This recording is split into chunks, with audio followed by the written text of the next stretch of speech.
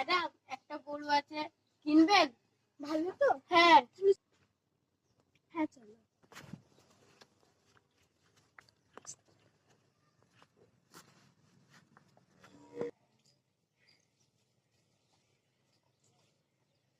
দাদা এই গরুর দাম কত? 5,000 টাকা। একটু দামটা কমান, তাহলে 4,000 টাকা। তাতেও আমরা লাভ হচ্ছে। তাহলে 2,000 টাকা। না না, এতেও আমরা লাভ হচ্ছে।